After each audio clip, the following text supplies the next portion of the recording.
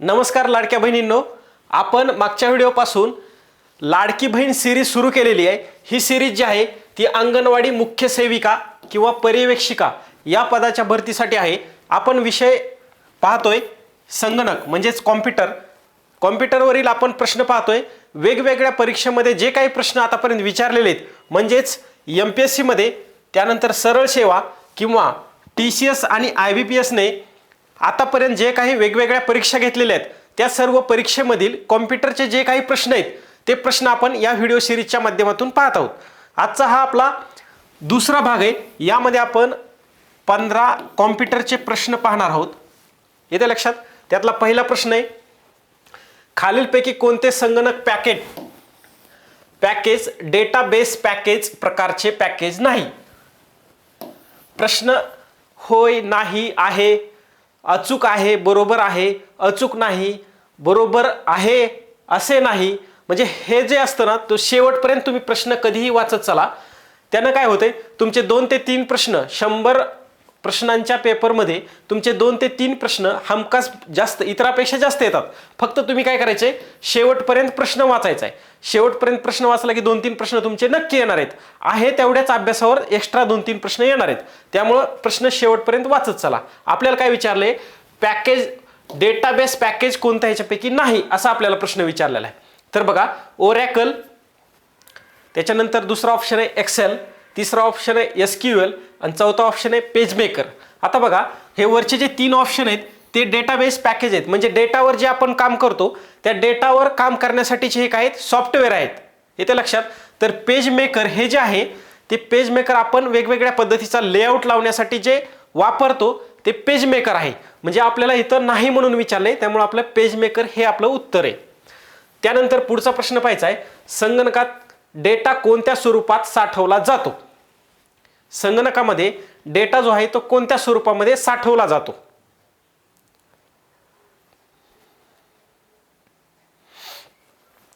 बघा, चुंबकीय, अक्षर, बायनरी आणि चित्र। आपल्याला वेगवेगळ्या भाषा समजतात, परंतु कॉम्प्युटरला एकच भाषा समजते।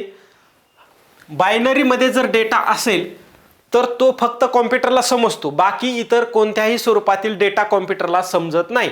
मग त्या बायनरी मध्ये वेगवेगळे प्रकारचे बिट्स, बाइट्स, एमबी, जीबी वगैरे ते आहेत, ते आपण एकक जे आहेत ते सुद्धा पुढे पाहणार आहोत।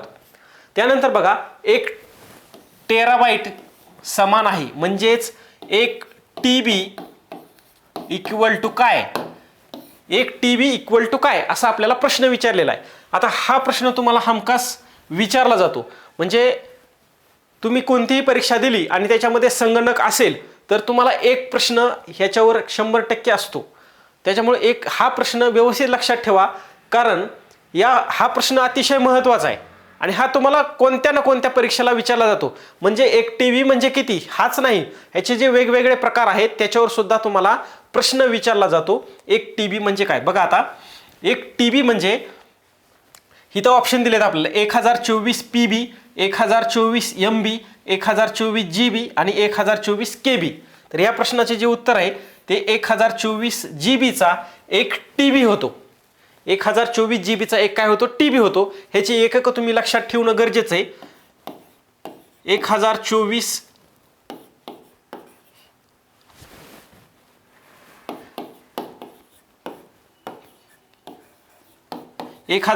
केबीचा 1 एमबी असतो। त्यानंतर 1024 एमबीचा 1 जीबी होईल। त्यानंतर 1024 जीबीचा 1 काय होईल, टीबी होईल।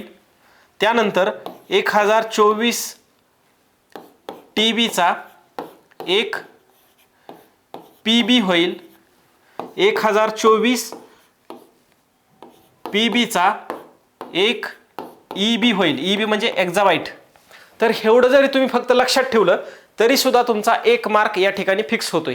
बघा, तुम्हाला कॉम्प्युटर जे आहे ते 10 प्रश्न विचारले जाणार आहेत, 10 पैकी 10 बरोबर आलेच पाहिजेत आपले, कारण 1 मार्क खूप महत्त्वाचा आहे। शेवटचा जो कट ऑफ असतो तो 1 मार्कावर बरेचसे विद्यार्थी असतात, तुम्ही वेगवेगळ्या परीक्षेला पहा, त्याच्यामुळे 1 मार्क खूप महत्त्वाचा आहे। किंवा एका जागा असतात, समजा 100 जागा असतील आणि शेवटच्या मार्कावर समजा 10 विद्यार्थी असतील आणि त्या शेवटच्या मार्कावरचे जर त्यांना 5च घ्यायचेत किंवा 8च घ्यायचेत, तर तुम्हाला तेवढे समान मार्क असून सुद्धा तुम्हाला वेगवेगळे क्रायटेरिया लावून वरचे विद्यार्थी घेतले जातात आणि तुम्ही बाकीच्या विद्यार्थ्यांना काढून टाक, म्हणजे त्यांना घेत नाहीत इथे लक्षामध्ये, म्हणजे ते मेरिटमध्ये बसत नाहीत.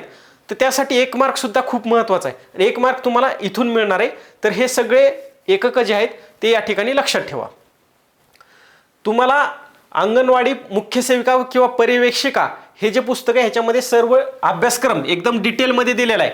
एकात्मिक बालविकास सेवा योजना व कायदे, त्याच्यानंतर पोषण अभियान आणि संगणक हे सर्व या ठिकाणी दिलेले, म्हणजेच तुमचे 40 प्रश्न आणि 80 गुण येते लक्षात.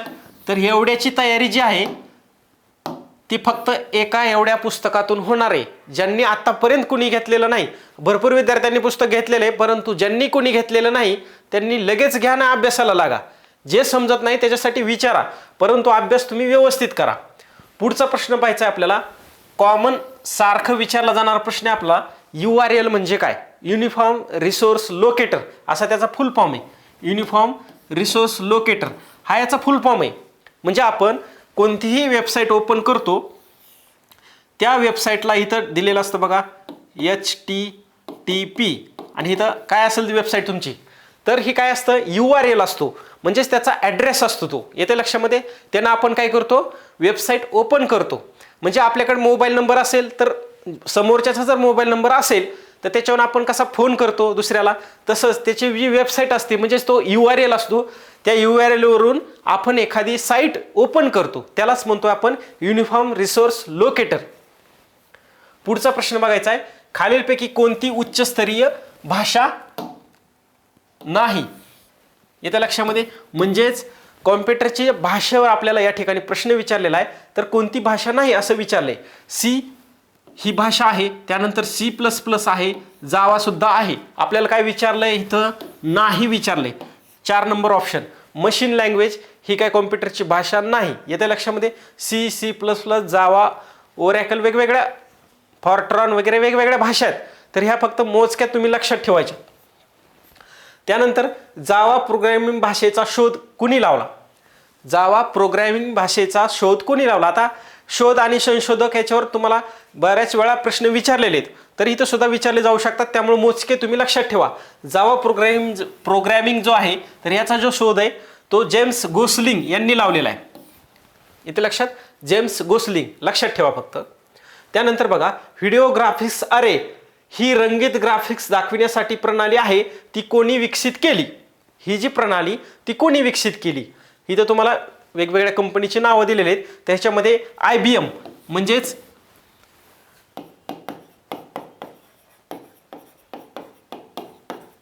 इंटरनॅशनल बिझनेस मशीन,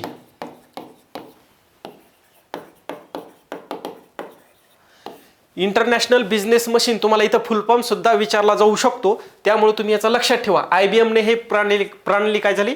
विकसित केलेली, इंटरनॅशनल बिझनेस मशीन. पुढचा प्रश्न आहे आपला, ब्लूटूथच्या शोधकाचे नाव काय? म्हणजे ब्लूटूथ जे आपण वापरतो त्याचा शोध कोणी लावलेला आहे? बिल गेट्स, जाप हार्टसेन, पॉल ॲलन आणि चार्ल्स रिमोनी. तर ह्याच्यापैकी उत्तर आहे आपलं जाप हार्टसेन यांनी ब्लूटूथचा शोध लावलाय. आता वेगवेगळ्या ट्रिक्स लावून तुम्ही लक्षात ठेवायचं असतं, कारण बघा जावा प्रोग्रामिंग भाषेचा शोध कोणी लावलाय? James Gosling. आणि आपल्याला पुढे आणखी एक शोध विचारलाय, कशाचा? ब्लूटूथचा शोध कोणी लावलाय? जाप हार्टसेन. म्हणजे ह्याला असं होण्याची दाट शक्यता असते. तुम्ही काहीतरी थोडंसं तुमच्या लॉजिकनं काहीतरी ट्रिक्स लावून ठेवायच्या. ते ट्रिक्स लावली म्हणजेच परीक्षेत तुमचा विसरणार नाही.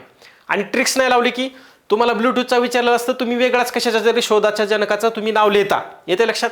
त्यामुळे काहीतरी तुमच्या भाषेमध्ये थोडेसे ट्रिक्स लावून ठेवा, म्हणजे असले प्रश्न आपले चुकणार नाहीत.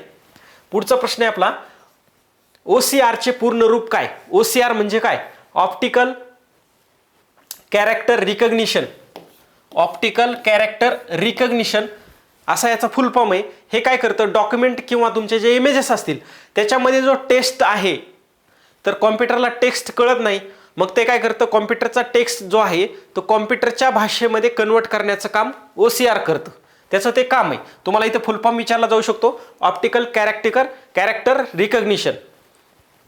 त्यानंतर पुढचा प्रश्न आहे आपला MS ऑफिस 2010च्या एक्सेल वर्कबुकमध्ये डिफॉल्टनुसार किती सीट्स समाविष्ट असतात. आता बघा हा प्रश्न खूप महत्त्वाचा आहे. म्हणजे तुम्ही आता MSCIT तर शिकलेला असालच. तुम्ही एखादी एक्सेल फाईल ओपन करता, ब्लँक एक्सेल फाईल ओपन करता, तर त्या एक्सेलमध्ये अशी शीट ओपन होते. इथे काय असतील ते मेनू आणि इकडे एक टॅब ओपन होता, म्हणजे इकडे एक बार ओपन होत असतो. इथं काय असतं, शीट 1, शीट 2 आणि शीट 3 असे by default 3 sheet automatic open असतात एक्सेलमध्ये. म्हणजे तुम्ही भरपूर वेळा एक्सेल ओपन केलेले, तुम्ही एक्सेल काय केलेले, अभ्यासलेले, तिथं ते म्हणजे काय डेटाचं तुमचं असेल ते फिलअप केलेलं आहे किंवा वापरलेले. परंतु तिथं आपल्याला परीक्षेमध्ये असा प्रश्न येतो आणि तो प्रश्नच आपल्याला समजत नाही आणि नेमकं आपण उत्तर चुकून बसतो. तर एक्सेलमध्ये बाय डिफॉल्ट जे असतात ते 3 सीट या ठिकाणी उपलब्ध असतात. आता बघा प्रश्न तुमचा कुठे चुकतो, तुम्हाला माहिती आहे 3 सीट बाय डिफॉल्ट असतात, मग तुम्ही काय करता 3 नंबरला लगेच गोल करून टाकता. पण इथं नीट व्यवस्थित बघा 3 नंबरला ऑप्शन किती आहे, इथं 4 दिलेले आहे. तर अशी सिली मिस्टेक आपली होऊ द्यायची नाही, कारण एक सिली मिस्टेक आपल्याला मागं खेचत असते. येतं लक्षात. त्यामुळं काय करायचे, तुम्ही प्रश्न आणि ऑप्शन व्यवस्थित बघायचा आहे आणि उत्तर गोल करायचं आहे, त्याच्याशिवाय करायचं नाही. किंवा जे असेल तुमचं कॉम्प्युटरवर क्लिक करायचं आहे. येतं लक्षात. त्यामुळे प्रश्न आहे नाही शेवटपर्यंत वाचा आणि अशी सिली मिस्टेक होऊ देऊ नका. त्यानंतर बघा अशी सिली मिस्टेक होऊ देऊ नका. त्यानंतर बघा किती बाईट म्हणजे 1 किलोबाईट, किती बाईट म्हणजे 1 किलोबाईट. आता काय विचारले तुम्हाला,